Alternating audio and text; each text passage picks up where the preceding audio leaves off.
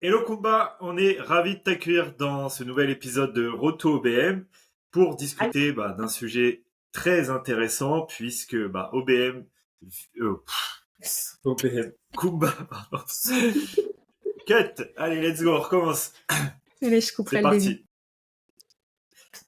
Hello Kumba, eh bien on est ravi de t'accueillir sur ce nouvel épisode de Roto OBM pour un épisode super intéressant puisque aujourd'hui on va parler de la différence entre le marché US et le marché français puisque Kumba, enfin le marché US, marché anglo-saxon plutôt, Ouais. puisque Kumba vit au Canada et donc elle a eu l'occasion de travailler sur ces deux marchés-là et donc on est là pour parler de tout ça aujourd'hui. Bah écoute Kumba, ce que je te propose c'est que justement on n'en dise pas plus à ta place, que tu nous expliques un petit peu ton parcours en tant qu'OBM, comment tu es devenu OBM et Mhm. comment tu as navigué entre le marché anglo-saxon et le marché francophone. Bienvenue Kumba. Hello, déjà, merci beaucoup pour l'invitation. Alors, comme tu l'as mentionné, je m'appelle Kumba. Donc, pour la petite histoire, moi, je suis française d'origine et je suis venue au Canada pour faire mes études. Donc, j'ai fait étudier, j'ai fait ma carrière et ensuite de ça, je suis devenue assistante virtuelle, puis OBM tranquillement.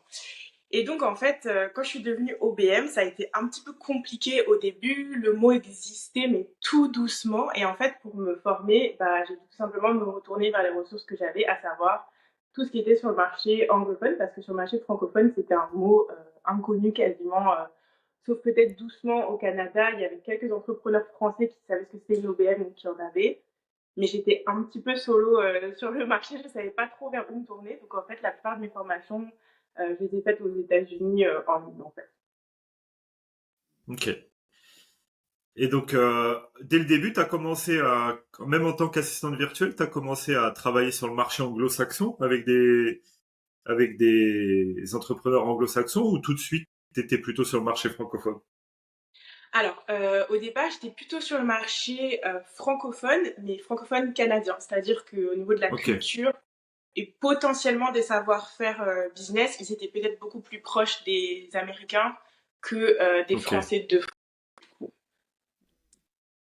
ok. Donc, même après, au final, tu as collaboré essentiellement avec des entrepreneurs canadiens, mais qui étaient francophones également. Voilà, c'est ça. Donc, je Ok, pense que ce qui est important de mentionner, c'est que du coup, c'était des personnes qui savaient parler anglais, qui étaient ouais. bilingues. Et ensuite de ça, j'ai commencé à me poser des questions un petit peu sur si j'allais aller sur le marché américain, en fait, et essayer de me battre dans, entre guillemets, hein, de me démarquer sur ce marché-là, ou est-ce que j'allais essayer d'être un petit peu la pionnière, entre guillemets, sur le marché francophone.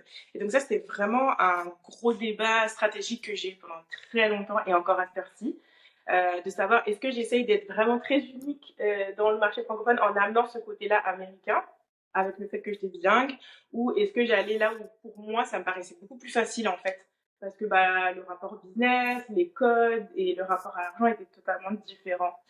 Donc petit à petit j'ai essayé d'aller vers le marché francophone, c'était il y a un petit moment, et donc là j'ai commencé à faire des appels de vente avec les entrepreneurs français, francophones français, et c'était tout un autre monde. Je me suis pris une énorme claque. C'était super dur, j'avais l'impression qu'on parlait pas la même langue, genre littéralement. Euh, Mais justement, J'avais pas c'est les quoi codes. les principales différences en fait que tu as observées quand tu t'es lancé sur ce marché francophone par rapport au marché plus anglophone, mais comme tu as dit au Canada, qui est un peu mixte. C'est quoi les différences que tu as observées tout de suite? Qu'est-ce qui t'a sauté aux yeux? Alors, en fait, au fur et à mesure des entretiens, j'ai commencé quand même à avoir des clientes françaises. Mais en fait, c'était des clientes qui étaient tellement ouvertes sur ce qui se passait aux États-Unis, qui se documentaient, qui se formaient là-bas, qui étaient bilingues. Et donc, j'ai commencé à avoir une vraie différence entre les deux. Donc, il y avait ceux qui se Hmm. formaient sur le marché américain. Et donc là, tout de suite, ça cliquait au niveau de la mentalité. Et ceux qui étaient, par exemple, qui parlaient pas anglais, qui se formaient pas trop sur le marché américain. Et je sais pas comment expliquer, les cas n'étaient pas pareils. Je devais expliquer ce que c'était une OBM. Euh, Ils comprenaient pas forcément la différence avec une assistante virtuelle, ce qui est normal en fait parce que j'avais pas encore moi enregistré que le marché était juste trop nouveau, et aussi j'étais pas certaine que je voulais que ce soit moi qui aille, entre guillemets, démystifier le métier d'OBM. Ok, ouais. Ça Il y avait pas trop. l'éducation.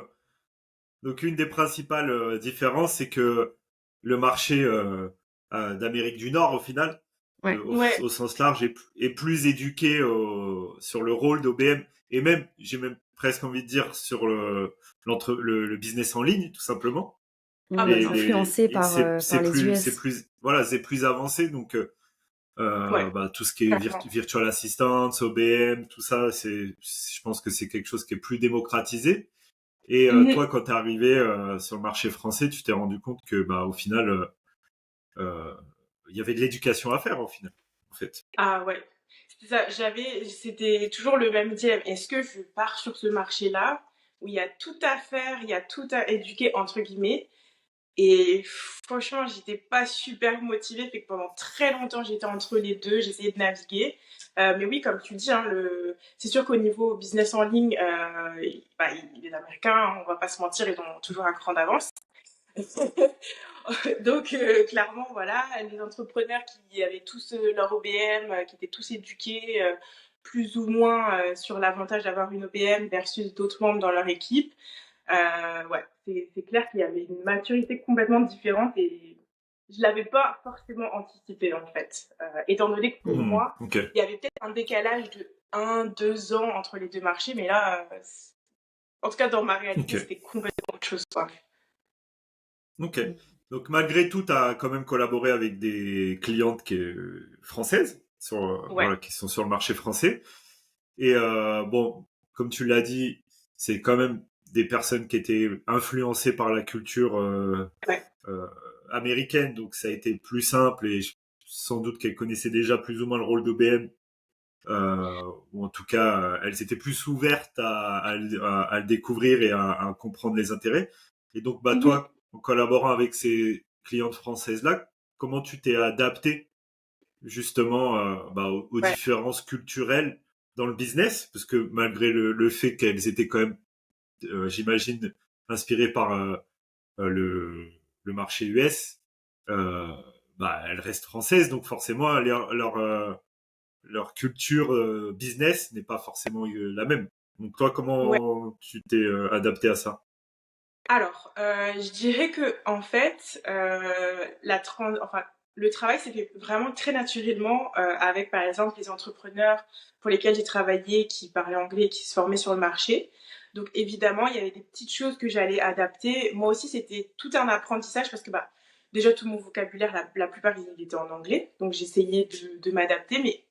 Mais par contre, c'est vrai que je pense que là, avec les recul, peut-être les missions avec lesquelles ça a moins marché, bah, c'est vrai que le critère que j'avais, que pour moi c'était indéniable que l'entrepreneur parle anglais. Pour moi, si la personne ne parle pas anglais, c'est qu'elle ne se forme pas sur le marché anglophone.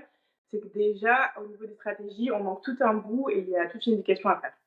Donc, en fait, bah, c'était plus compliqué. Je m'en suis juste rendu compte pour amener des nouvelles idées. C'est comme trop d'un coup presque. Donc j'ai envie de dire que ça s'est fait assez facilement pour moi, pour celles qui parlaient déjà anglais et qui se formaient. Et sur les autres, bah, c'était plus compliqué. Puis bah, Hmm. finalement, je pense qu'il n'y a pas, on n'a pas su tirer le meilleur l'une de l'autre à cause en fait de cette barrière-là entre guillemets culturelle.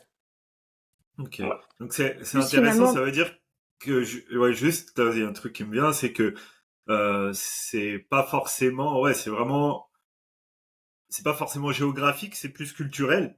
Parce qu'au mm, final, aujourd'hui, tu peux avoir des entrepreneurs du marché français qui sont formés aux US et qui sont inspirés sur le marché américain, anglo-saxon, Ouais, et qui du coup, culturellement, adaptent ces choses-là sur le marché français. Et donc, ouais, c'est plus une différence de source exact. d'inspiration et de C'est ça. culture. Ouais.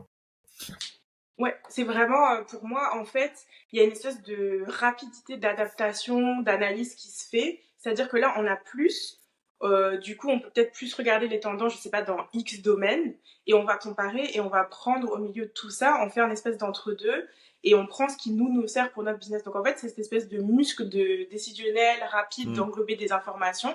C'est comme s'il était un peu plus travaillé. Alors que quand Ok. on n'a pas cette ouverture, pour moi, culturelle sur le monde, c'est plus lent, on va payer super cher un coach qui nous donne une recette miracle. Finalement, c'est un truc qui existe depuis des années aux États-Unis. Désolée, mais pas désolée. Et en fait, parfois, c'est un peu difficile d'accompagner ces entrepreneurs-là. Ma coach m'a parlé d'une super stratégie. J'étais comme, on le fait déjà, juste que je te l'explique pas, je te le théorise pas, mais on le fait déjà, en fait. Donc, clairement, la rapidité, l'adaptation, c'est pas tout à fait la même. Enfin, c'est my two cents. C'est marrant parce que tu utilises des anglicismes, mais à la fois, ça se voit que tu t'es adapté au marché français parce que tu as dit désolé, mais pas désolé. Alors, non, c'est sorry, mais that's not sorry. Ouais. Ça se voit que tu as ce mécanisme-là où tu t'adaptes du coup aux deux marchés.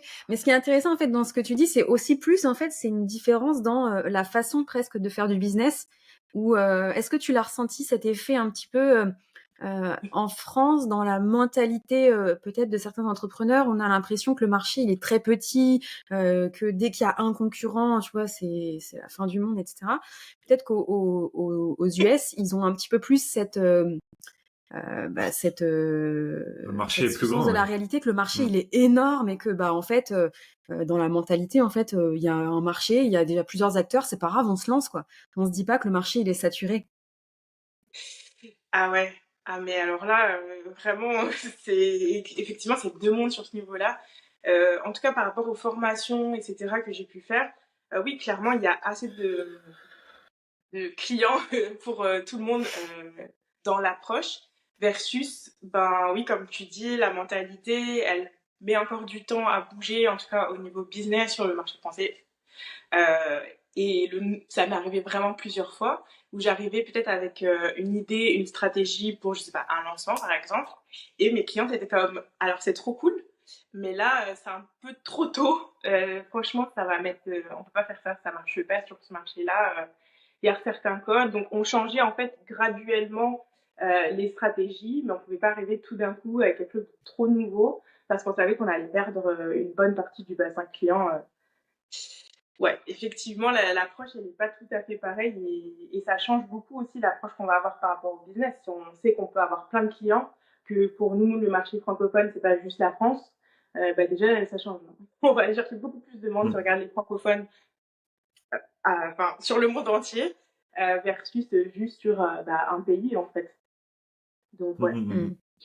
Et justement, tu as vraiment vu sur le terrain des stratégies qui fonctionnent, par exemple, sur le marché américain et qui, en France, en fait, ça marche pas parce que il y a une différence culturelle Culturel, ouais. dans la com ou dans vraiment la façon de déployer la stratégie. Est-ce que tu as vraiment t'as un exemple ou une anecdote ou... Un exemple, c'est plus au niveau de certains services. Mais en fait, finalement, c'est difficile à dire parce que tu vois, aujourd'hui, c'est des choses que je vois arriver, qu'on pense révolutionnaires, et ce qui est totalement OK. Ok, ouais. Fait que finalement, il y a des petites choses qui commencent à se grappiller petit à petit, mais c'est vrai que ça fait plusieurs années que je les vois sur le marché anglophone. Et au final, c'est OK aussi, mais bah, le fait aussi peut-être que le rapport à l'argent soit très différent, que les systèmes bancaires entre les deux cultures slash pays, ça dépend de quoi on parle, soient très différents, fait aussi qu'on va avoir des clients qui vont investir différemment, qui vont voir ce qu'ils vont mettre dans leur business très différemment. Ça n'a pas le même impact, la valeur de l'argent n'est pas la même, donc forcément l'approche, je peux comprendre sur certains aspects pour la défense de tout le monde que peut-être ça va être un petit peu plus long sur un marché par exemple français de par la structure bancaire du pays que versus sur un marché américain ou canadien où peut-être le rapport à l'argent, le fait d'investir dans son business, il est aussi rendu plus facile culturellement et financièrement parlant. Ouais, Ok, donc là tu parles... Si, c'est clair, mais c'est intéressant, ouais, parce que c'est...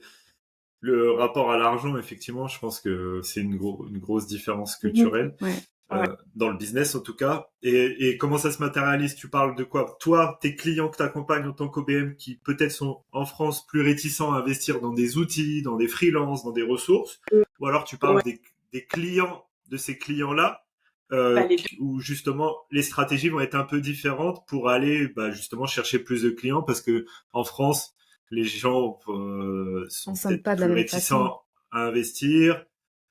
ils investissent moins facilement peut-être en eux, ou ils sont plus frileux, ou ils demandent plus de choses, ils ont peut-être plus d'objections. C'est quoi là? Ou les deux? Les C'est quoi deux. la Pour principale moi, différence? les deux. Ok. Par exemple, moi, c'est des petites choses en fait que j'ai repérées au fur et à mesure quand je disais que j'avais un peu deux types de clientes avec deux types de cultures. C'est que par exemple, quand je disais à telle cliente, là, on utilise tel outil, on prend ça pour XXX raisons. Bah, il y en avait qui étaient comme, ok, let's go, on investit parce qu'on voit tout de suite le retour sur investissement. Et d'autres où en fait je me retrouvais à devoir justifier 5 fois pour prendre un outil à 15 euros par mois quoi. Moi j'ai halluciné en fait. Et et au fur et à mesure je me suis remise en question, j'essayais de me poser la question mais il est où le débat en fait, je ne comprends pas. Et en fait je me suis dit peut-être c'est comme je disais à cause de ce système financier dans le sens où euh, si j'essaye de simplifier, aux États-Unis, on va plus aux États-Unis et au Canada, parce que c'est plus ou moins similaire, on va plus facilement voir des gens qui vont investir en eux. Alors après, ça a ses défauts, hein, on peut critiquer, et qui vont peut-être mettre un 1000, 2000 dollars sur une formation qui va leur apprendre un métier, parce qu'ils savent que dans les 4 à 6 mois, voire moins, ils vont faire leur retour sur investissement. Et parce que, bah, en fait, on a un système bancaire qui nous permet de facilement les emprunter, ces 2000 dollars. Ouais. Etc. Mais, et donc ça, cette espèce de logique-là où on sait qu'on va juste le refaire, qu'on investit en nous à un moment donné, alors c'est un risque, hein, mais bah, déjà, il va y avoir peut-être moins de réticence à investir sur des formations parce qu'on sait qu'on va venir refaire cet argent. Alors que bah, forcément, sur le marché français, cet argent, on le sort de notre poche, on est un petit peu plus frileux et donc ça, c'est mon analyse du pourquoi, du comment on débat sur un logiciel de 15 euros par mois. Ouais, Ouais, mais c'est plus, c'est du c'est plus mindset en fait, c'est vrai, c'est la ça. mentalité. Je pense que c'est aussi lié ça vient dès l'éducation, je pense, sur ces deux marchés, Ouais. où effectivement, bah, tu as la mentalité soit d'investissement, soit de l'autre côté, tu as la mentalité de je suis en train de faire une dépense, et où tu n'as Ouais, pas c'est ça. cette façon de penser de est-ce que je vais faire un retour sur investissement. Je pense sur le marché US, bah, de toute façon, on le voit, le système éducatif, bah, déjà il est payant, donc tout le monde a un petit peu très tôt à l'habitude de se dire que Ouais. bah, si je veux me former, si je veux Et m'éduquer, je veux il évoluer, faut que j'investisse. Et donc c'est pour ça que tu dis, j'investisse. effectivement, le système bancaire aussi est fait pour bah, que les gens ils Ouais. s'endettent, ils prennent des crédits, donc ils ont l'habitude très jeune de cette façon de fonctionner, alors qu'en France, bah, le système est pendant très longtemps bah, gratuit, et donc on a moins cette mentalité, je pense, de penser en termes d'investissement, et on voit les choses plus en termes de dépenses. Et Ouais. ça doit Ouais, gêner puis beaucoup. Vas-y, excuse-moi. non, non, juste en fait là, ce qui me vient la différence, et puis ça c'est quelque chose que j'ai pu constater aussi plein de fois, c'est que bah, sur le marché US, t'as vraiment l'impression que les gens ils jouent pour gagner, et en France, il y en a Ouais. beaucoup qui jouent pour ne pas perdre en Pas fait. perdre. Ah oui, parce qu'il faut Et du coup, c'est ça. Et du coup, ça se ressent vraiment, c'est une différence de mentalité. Et justement, quand tu arrives sur le marché français en jouant pour gagner, en fait, tu te rends compte que c'est assez facile, entre guillemets, de gagner parce que t'es en concurrence avec des gens qui jouent pour ne pas perdre. Et du coup, Ouais. bah, Ah, oui. c'est comme ça que tu deviens leader de ton marché en France, quoi. Exact. Bah, franchement, je pense que c'est quand même bien résumé.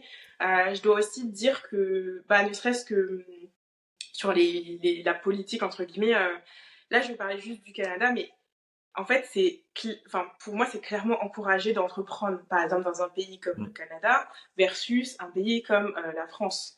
Quand on me raconte ce que ça prend de juste se lancer en business, moi, j'ai envie de pleurer. Alors qu'en fait, ici, par défaut, tu as un statut qui te permet d'entreprendre. Donc, c'est-à-dire que, entre guillemets, quelqu'un se lève un jour, se dit, tiens, je vais entreprendre mon business, telle activité. Il a toujours son job à côté. Il va lancer son business, il fait sa comptabilité réglo. Alors, le taux d'imposition n'est pas le plus avantageux, mais par défaut, tu as ce statut-là qui te permet d'entreprendre et donc de commencer ton petit business en parallèle de ton job, etc. Et après, ben, tu fais tu évalues celui qui marche le mieux, tu vois. Mais ça, pour moi, ça montre aussi que ben, on est là, on vous fait confiance. Allez-y, entreprenez, vous allez avoir des avantages aussi fiscaux, on vous met le cadre. Par contre, il faut être très carré. Euh, et c'est là où je dis qu'il y a une différence de mentalité. De toute façon, on le sait, de politique, etc. C'est un peu, on vous fait confiance, on considère que vous êtes autonome, etc.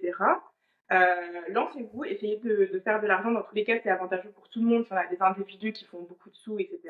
Donc ça, c'est clair. Versus toutes les petites barrières à l'entrée qui peuvent être mises sur le marché français pour entreprendre, ne serait-ce que créer sa première petite entreprise, etc. Voilà, ça donne pas du tout envie.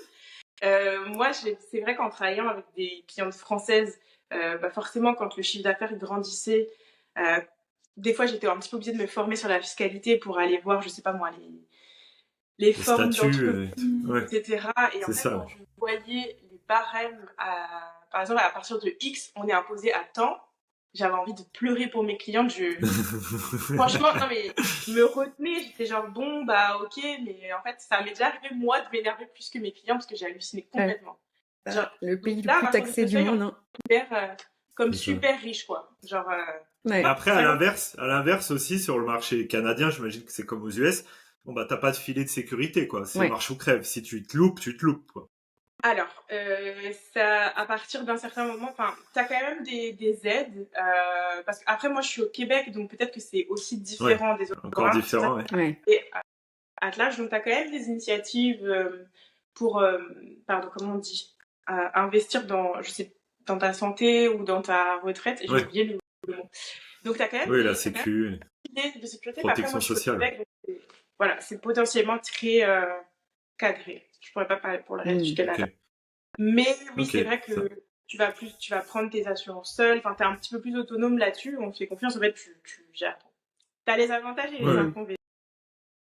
Oui, t'es responsable de toi-même, du coup, bah, ça implique que, bah, C'est t'assumes ça. ta responsabilité, quoi. Ouais. Mm. Mais du coup, tu peux prendre plus de risques. Je sais pas comment. Ouais. C'est ça, c'est que tu choisis ton Bah, t'es risque. poussé naturellement à prendre plus de risques parce que, bah, t'as pas le choix, en fait. C'est ça. Si tu veux Exactement. évoluer, tu peux pas compter sur les autres, sur l'État, Ouais, c'est ça. etc. Ouais. Ok, Donc, très quand clair. Et donc, toi, aujourd'hui, par rapport justement à ton positionnement sur le marché, t'en es où? Est-ce que là, avec un peu de recul maintenant, puisque ça fait quelques années que t'es lancé, ouais. ça s'est éclairci un petit peu tout ça, ou justement, bah, t'es encore en train d'explorer tout ça au fur et à Alors, mesure que le marché OBM se développe aussi en France, parce que là, il se oui. développe de plus en plus également. Donc là, on va dire que je suis sur le marché français.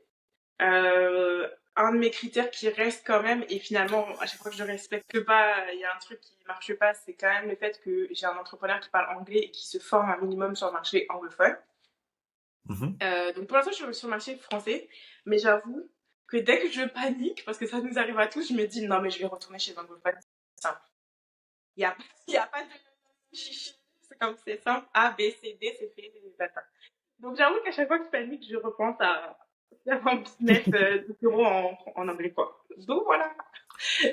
Ok. Donc Mais pour le moment, tes clients aujourd'hui, ton portefeuille de clients, c'est essentiellement des clients français, du coup. Là, en fait, j'avais beaucoup de Canadiens, j'avais des Canadiens au début. Ouais. Après, j'ai transitionné vers le marché français. Et là, c'est plutôt des Canadiens. Ouais. Ça revient. Donc, finalement, je retourne un peu sur le postulat de départ. Genre, le fait d'avoir Ok. des gens Donc, bilingues culture, et qui ont aussi ces deux cultures.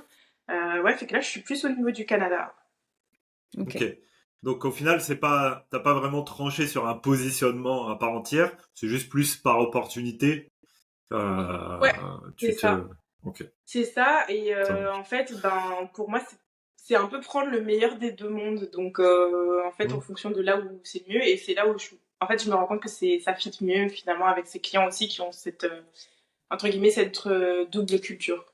Mais ce qui est intéressant, c'est que le fait de m'être pas trop positionnée, et je vois que ça commence un petit peu à peut-être s'entendre, et maintenant on va peut-être m'approcher pour développer peut-être la branche anglophone de certains business. Ok. Donc finalement, le fait de ne pas me positionner, de faire un espèce de français-anglais mélangé, D'être hybride. ça peut-être que éventuellement ça va porter ses fruits, etc. Mais c'est vrai que Finalement, c'est peut-être un positionnement à part C'est entière, peut-être ton en fait. positionnement d'aider D'être des sur Français plusieurs marchés. à aller attaquer des marchés anglophones, Ouais. anglo-saxons. Ça peut être un positionnement exactement. à part entière. Et Ok. c'est vrai que par exemple, je regarde juste enfin, si on prend mon Instagram, Moi, c'est français-anglais, c'est vraiment comme je le sens. Et limite, je préférais peut-être l'anglais sur certaines choses, parce que je me dis, dans tous les cas, même si c'est un francophone, s'il parle pas anglais, Oui. Ça filtre. Oui, au final, c'est ton positionnement, au ça, final. ça me Ouais. filtre les choses, ouais. Exactement. Ok. Et maintenant que le marché français se développe quand même, bah, grâce à nous aussi en partie quand même, puisqu'on fait ce travail justement d'éducation L'éducation, ouais. de plus Et en je plus voulais sur pas le faire. marché français. Voilà, qu'au final nous on a choisi de faire aussi et que qui commence bien à se développer puisqu'il y a de plus en plus Ouais. d'OBM en France et on le voit au fur et à mesure des mois, il y a de plus en plus d'entrepreneurs qui sont de mieux en mieux éduqués sur Mm. ce rôle-là et bon bah ça a fait son bout de chemin. Et du coup, toi, est-ce que tu vois des différences plus sur le rôle d'OBM entre le marché anglo-saxon et le marché français, vu qu'en plus de ça, tu fais partie aussi Ouais. de la communauté OBM Squad, donc bah, tu côtoies d'autres OBM sur le marché français. Est-ce que, et j'imagine peut-être, tu vas nous le dire, tu côtoies des OBM sur le marché anglo-saxon. Est-ce que tu vois des différences sur le rôle d'OBM à part entière et est-ce que le marché français s'est approprié le rôle d'OBM de façon différente que ce qui peut être aux États-Unis ou au Et Canada? ben, pour le coup, alors après, le seul truc, c'est qu'à chaque fois, je me pose la question. Je sais pas si je suis biaisée parce que je suis dans le squad et que du coup, c'est relié à la méthodologie du squad. Je pense que oui. Mais d'un point de vue... J'ai peur de dire ça publiquement. C'est vrai que d'un point de vue technique, alors autant j'ai été chercher une certaine, entre guillemets, technicité dans les skills, etc. chez le marché anglophone, et autant d'un point de vue technique, il y a des choses que j'ai pas retrouvées sur le marché anglophone. Ou peut-être sur certains aspects, c'était un petit peu plus en surface. Dans le sens où, comme je disais un peu, let's go, on va à l'essentiel, on sait que ça marche, ça fonctionne, on l'applique et ensuite de ça, on l'adapte toujours, hein, mais c'est vrai qu'il y avait peut-être un peu plus ça dans mes formations. Ça, on sait que ça marche. Pour une OBM, tu as ce type de service qui fonctionne, etc. Mais l'analyse derrière, etc., elle est peut-être un petit peu moins creusée. On va peut-être être plus Hmm. sur des experts, être plus nichés, alors que c'est vrai que, de toute façon, on le sait, hein, culturellement, en France, on va être plus axé de manière générale sur tout ce qui est culture générale. On va être un petit peu polyvalent, etc.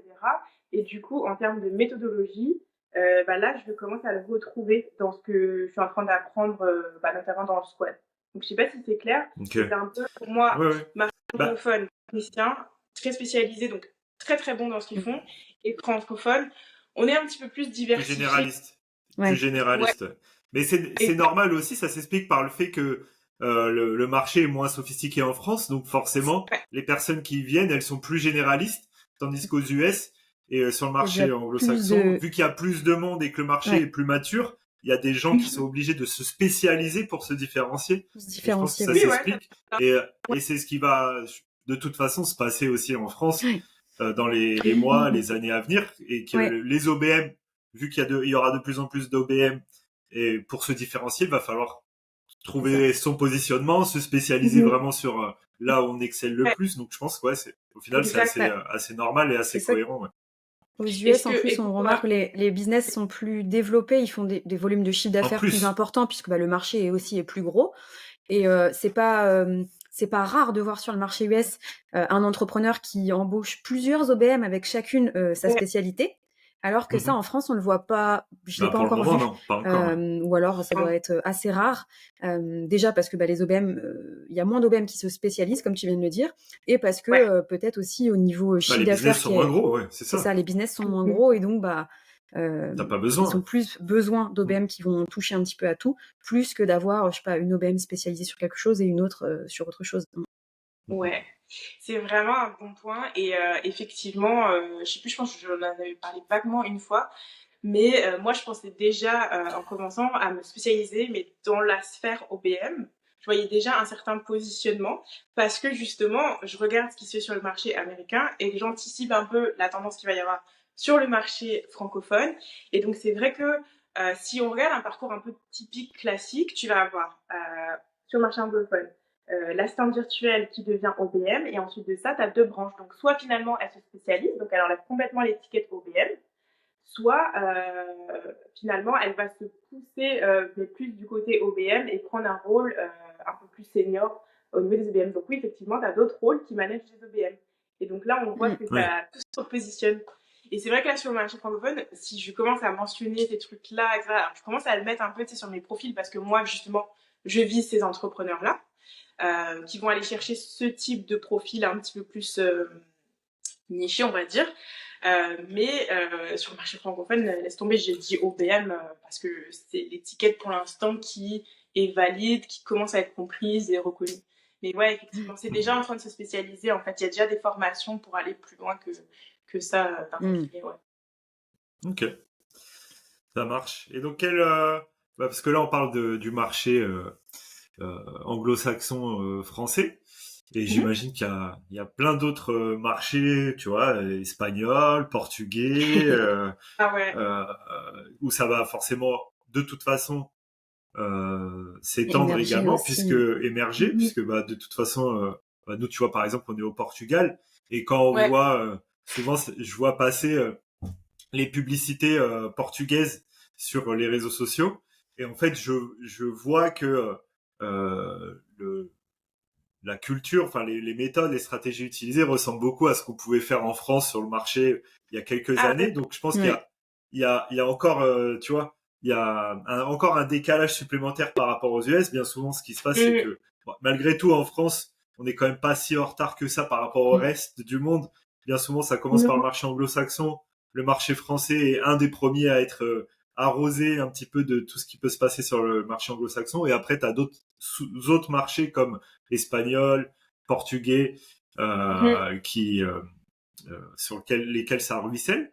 Et donc, par Ouais. exemple, je pense qu'aujourd'hui, sur le marché espagnol, portugais et tous ces marchés, tous ces autres marchés, le rôle d'OBM est pas encore du tout connu, mais je pense que Mhm. naturellement, il va être connu. Donc, bah pour peut-être ça peut ouvrir des voies et des portes à d'autres personnes qui justement ont ces doubles cultures-là, comme toi. Quel Ouais. conseil tu leur donnerais à des personnes, à d'autres OBM qui souhaitent justement peut-être travailler dans différents marchés linguistiques déjà et puis culturels? Ce serait quoi, toi, le conseil que tu pourrais donner? Ben, j'ai envie de dire, c'est toujours délicat hein, quand le marché n'est pas encore trop mature. Je pense que le meilleur conseil, qui peut-être n'en est pas un, on verra. Le temps nous le dira, mais c'est de naviguer un peu entre les deux et peut-être de positionner ça de manière très claire, le fait que vous êtes bilingue en fait. Comme ça, Hmm. si vos clients ils arrivent, parce que si vos clients ils se développent, il y a des chances qu'ils parlent soit français ou qu'ils parlent anglais. Et du coup, en fait, ils vont directement voir, ok, cette personne-là, là, elle a décidé de faire son compte dans cette langue-là, elle se forme, mais elle serait capable de gérer mon business. Parce qu'en fait, c'est ça que l'entrepreneur, il veut savoir. Est-ce que tu es capable de travailler avec l'équipe, etc. Tu parles suffisamment bien la langue. Donc, je pense que si vraiment on a ce bilinguisme et une double culture, je pense que c'est intéressant de commencer à le mettre de l'avant et de se positionner parce que finalement, il va se passer plus ou moins la même chose sur le marché. On va commencer à avoir des niches, des spécialisations dans le marché francophone d'ici quelques années. Ça dépend un peu de la réactivité, mais c'est ce qui va se passer. Donc, autant se positionner directement. Moi, si je parlais Hmm. espagnol, je me positionnerais directement, tac, OVM, tout mon pote en espagnol. Voilà ce que je ferais, je pense.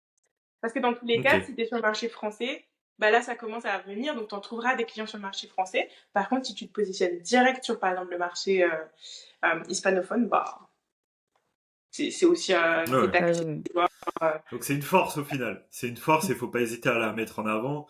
Et c'est ah vrai bah que oui. nous, par exemple, on le voit, tu vois, on reçoit souvent des demandes de CEO aussi qui cherchent des OBM. Et il y en a de plus en plus où un de leurs critères, c'est de pouvoir parler anglais parce que Mm, notamment, les OBM vont être amenés à gérer des freelances, Ouais. ouais. tu vois, qui sont à l'étranger, qui parlent pas forcément français. Et en fait, je pense que ça va Mm, se démocratiser puisqu'il y a de plus en plus de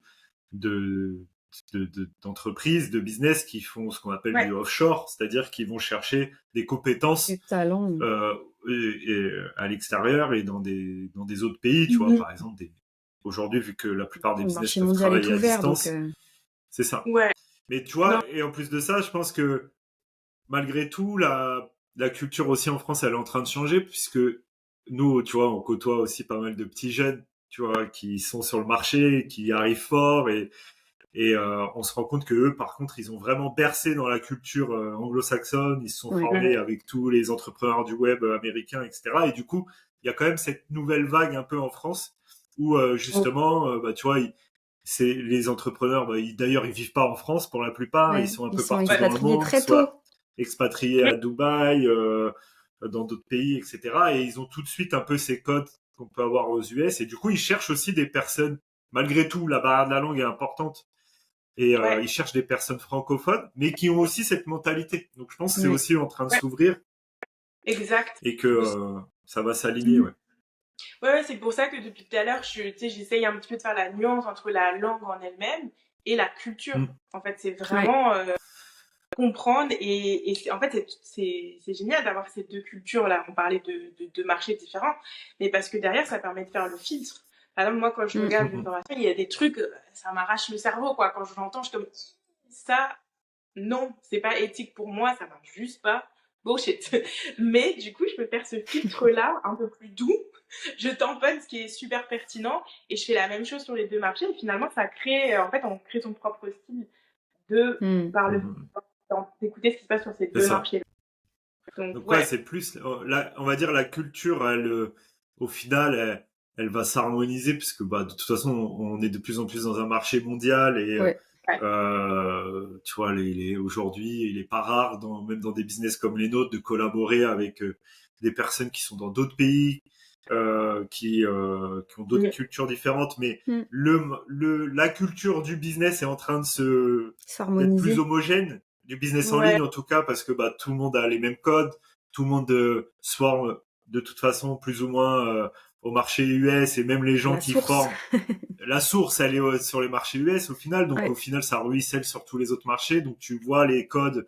On était capable aujourd'hui de collaborer un peu de la même façon avec des personnes qui sont dans les pays de l'Est, qui sont en Asie ou qui sont en Amérique. Et donc ça va s'homogénéiser. Mais par contre, je pense ce qui reste important, malgré tout, alors peut-être que ça va changer avec l'IA aussi, mais c'est quand même la langue. Malgré tout, même si et moi je le constate aussi, tu vois, nous on parle anglais, mais anglais comme des Français, tu vois. Donc on est capable de communiquer, mais malgré tout, ça reste quand même une barrière et c'est quand même beaucoup plus simple de collaborer avec des gens qui parlent ta langue native. Donc je pense que c'est quand même important. La langue, ça reste encore une barrière. Alors, peut-être ça va changer avec l'IA, mais pour le moment, ça reste encore une barrière, je trouve. Ça me fait juste rire En fait, bon, si juste pour rebondir, puis par exemple, tu vois le commentaire de faire je sais que c'est une blague, mais en fait le point, c'est que déjà vous parlez anglais, vous comprenez ce qui se passe et vous vous formez sur le marché anglais. On s'en fout complètement de l'accent à partir du moment où vous comprenez l'information. Mais ça, c'est juste pour montrer que c'est culturel et qu'en fait, il y a des gens pour qui ça c'est une blague, mais finalement, il y a des gens pour qui ça va être une barrière. Alors que moi, par exemple, pour le coup, je parle les deux langues. Jamais tu m'as entendu faire un commentaire comme ça et j'en ferai pas, sauf un ami proche, voilà. Mais rien que ça, en fait, on s'en fout. Si tu comprends le truc, prends l'information, on s'en fout complètement. Est-ce que la personne en face, elle te comprend? Oui, top. On s'en fout. Et donc. Non, mais ça, c'est culturel français, par exemple. Tu vois, il y a qu'en France je pense qu'il y a qu'en France qu'on s'inquiète de savoir est-ce que mon accent, il est bien perçu. Parce qu'au final, en France, quand un étranger essaye de parler français, en fait, il a un accent, mais tu te dis, putain, il parle bien français. Tu vois. Alors que nous, quand on veut parler une autre langue, on fait attention à... C'est vrai. Ça, c'est franco-français, je pense. Ça a pu m'arriver aussi parce que, par exemple, tu vois, j'allais discuter avec certaines OPM, peut-être il y avait des choses où je voulais redonner une partie d'un projet, et c'était un peu, tu parles anglais, tu es capable de te faire comprendre, tu comprendrais ce que le client, il te dit, bon, tu es capable d'utiliser l'IA pour corriger tes fautes en anglais, et c'est tout, on s'en fout, en fait. Et du coup, parce que le cœur, il est là, et c'est pour ça que bien comprendre plus la culture, etc., c'est beaucoup plus important que ce filtre-là, mais je suis sûre que finalement, il y a beaucoup de gens qui se mettent des barrières, et ça, tu vois, c'est vraiment comme par exemple des petites différences qui font qu'on va plus se limiter, etc. Alors que le fond, il est là, on se comprend, on parle business, on va à l'essentiel. Et justement, peut-être que c'est aussi un avantage, on simplifie un peu plus les choses aussi. On va plus droit au but. Ouais, c'est ça. Le small talk. Ouais, c'est ça. Ok. Ouais, top. Et toi, justement, pour parler un petit peu plus là, de l'évolution de ton activité d'OBM, Comment tu vois la suite? Comment tu te vois là évoluer dans ton activité? Alors, c'est toujours des questionnements, hein, mais peut-être, je pense que pour moi, aujourd'hui, ce qui va être vraiment important, c'est de filtrer et resserrer vraiment les critères pour justement aller un petit peu plus dans la longévité. Donc potentiellement mettre un petit peu plus de barrières à l'entrée parce que là j'ai eu la chance de travailler avec différents types de clients. Finalement j'ai travaillé un peu moins avec des Américains anglophones, mais j'ai quand même pu avoir un petit échantillon. Et donc là ça va être de trouver les bons entrepreneurs qui ont justement cette espèce de double culture ou ouverture vers le monde pour pouvoir travailler un petit peu plus sur le long terme. Comme j'ai pu un petit peu Mmh. voir ce qui se faisait partout, maintenant j'ai une bonne idée de ce que je veux et surtout ce que je veux pas, on va dire. Mmh. Ouais. Ok, donc c'est choix, trouver les bons clients avec qui t'impliquer sur le long terme. Et au final, c'est une forme de positionnement puisque Ouais. d'avoir Mhm. cette double culture, tu vas aussi chercher Ouais. des entrepreneurs qui peut-être eux aussi sont sur ces deux marchés parce qu'il y en Ouais. a, Oui. par exemple des Canadiens qui attaquent le marché français. Ouais. Ça peut être un positionnement au final. Et ça va être Ou ta force, inversement. toi, de connaître les 2 marchés, ouais. Exactement. Et en fait, parmi les critères, il y a forcément le bilinguisme. Mais oui, effectivement, pour moi, si ça me permet aussi d'avoir un entrepreneur en face de moi qui me dit OK, d'ici 2 ans, je veux qu'on attaque le marché, par exemple, anglophone ou américain ou un pays spécifique. En fait, moi, c'est pas un problème, en Oui, fait. Du Mmh. coup, ça fait partie des choses où je me rends compte que j'ai cette force-là. Je me rendais pas forcément compte, en fait, avant. Pour moi, c'est Mmh. évident. Désolée. C'est évident que tout le monde parle anglais et se documente sur ce qui se fait dans le marché américain. Genre. Et en fait, Non. je me rends compte au fur et à mesure que c'est pas forcément si évident et que finalement, c'est une force que j'ai, donc, Hmm. qui pour moi était évidente. Enfin, c'était Mmh. un point de départ, on va dire. Donc, ouais. Pour. Ok. Voilà. Bon, OK. donc au final, parce qu'à la base, t'étais parti pour tes études, c'est ça? Et t'es Ouais. Ouais, resté, t'es c'est resté ça. là-bas. Et donc, Ouais. malgré tout, tu gardes un lien avec la France, parce que t'es française Ouais. et tu restes Exact. En connectée à fait, la France. Et ouais, ouais. comment, du coup, ça t'a aidé ce parcours-là, au final, un peu atypique, pour ton développement plus à toi, pas pro, mais aussi perso. Alors en fait, ouais, je suis partie quand même tôt. J'ai été faire mon école de commerce au Canada. Donc moi, j'avais aucun plan. Mon but, c'était juste de partir et d'étudier à l'étranger. Donc ça, c'était un plan de vie pour moi. Et après ça, j'avais un peu le sentiment de pas m'être intégrée, de pas avoir bien compris la culture dans laquelle j'étais.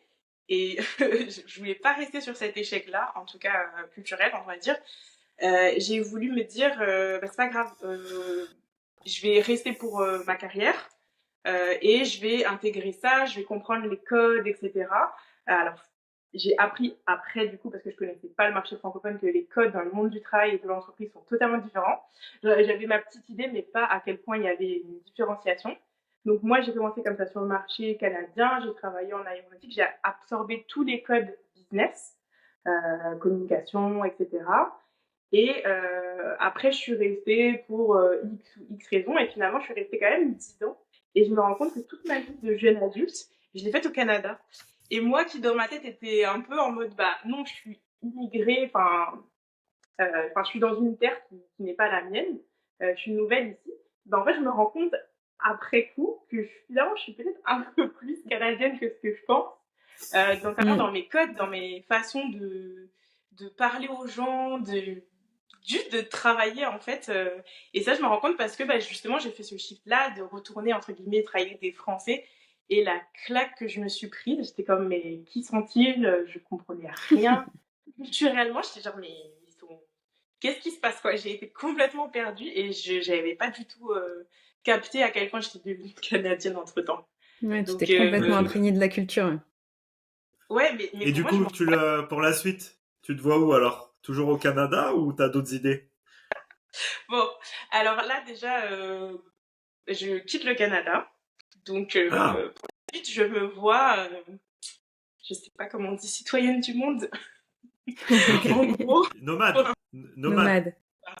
c'est sympa.